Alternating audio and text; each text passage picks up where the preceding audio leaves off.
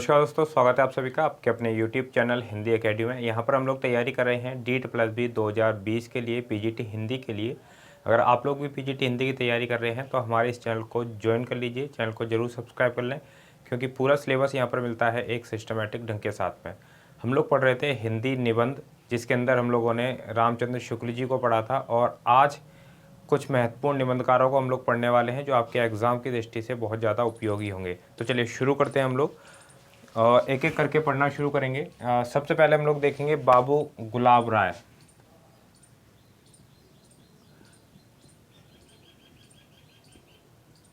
बाबू गुलाब राय, इनके निबंध देखें। सबसे महत्वपूर्ण जो इनका निबंध है वो है ठलुआ क्लब।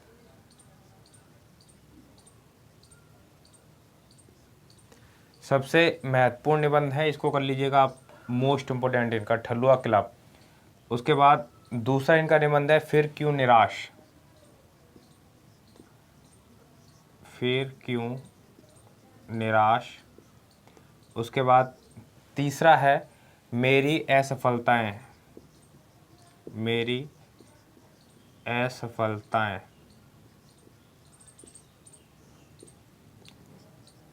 नंबर 4 है कुछ उथले कुछ गहरे। कुछ उथले कुछ गहरे। उसके बाद नंबर 5 है मेरी दैनिकी का एक पृष्ठ। मेरी दैनिकी का एक पृष्ठ।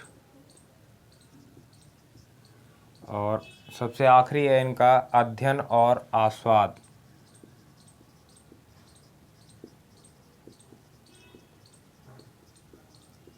अध्ययन और आस्वाद। तो ये है इनके 6 प्रमुख निबंध, जिसमें ठलुआ क्लब को आप लोग मोस्ट इम्पोर्टेंट कीजिएगा, बार बार परीक्षा में ये ठलुआ क्लब आपसे पूछा जाता है। चलिए उसके बाद में अगला नाम आता है शांति प्रिय द्विवेदी। शांति प्रिय द्विवेदी। शांति प्रिय द्विवेदी जी का कौन कौन सा निबंध है जो हमें देखना है। पहला है कवि और काव्य। कवि और काव्य, इनका पहला निबंध है जो आपको याद करना है, यह है 1936 का। उसके बाद नंबर 2 निबंध है इनका साहित्यिकी।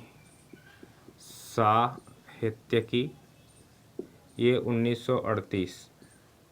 उसके बाद बात करते हैं इनका तीसरा निबंध संचारणी, 1939। और चौथा निबंध है इनका युग और साहित्य। युग और साहित्य 1941 का है। और नंबर 5 की बात करते हैं समसामयिकी। समसामयिकी 1955। और नंबर 6 है इनका निबंध व्रत और विकास। व्रत और विकास, और ये है आपका 1959। तो ये थे कुछ निबंध शांति प्रिय द्विवेदी जी के। इनका संचारणी जो है इसमें सबसे ज़्यादा महत्वपूर्ण है। कवि और काव्य आप लोग महत्वपूर्ण कर लीजिए, और युग और साहित्य, ठीक है, ये बहुत महत्वपूर्ण है। देखिए वैसे तो जितने भी महत्वपूर्ण है वही मैं आप लोगों को कराता हूँ, लेकिन उसमें भी जो सबसे ज़्यादा आने की संभावना होती है उन पर मैं निशान आप लोगों का लगवा देता हूँ। और उसके बाद अगला जो नाम है वो है जयशंकर प्रसाद। जयशंकर प्रसाद।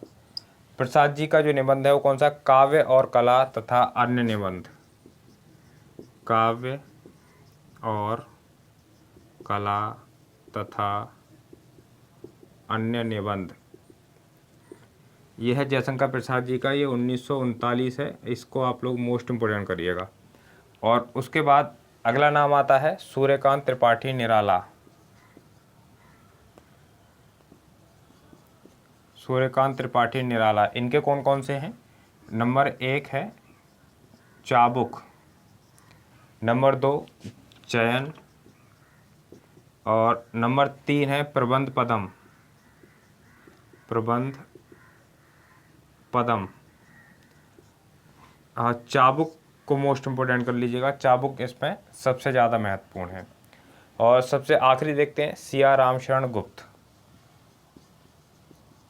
सिया राम शरण गुप्त, और इनका जो निबंध है वो कौन सा है? झूठा सच।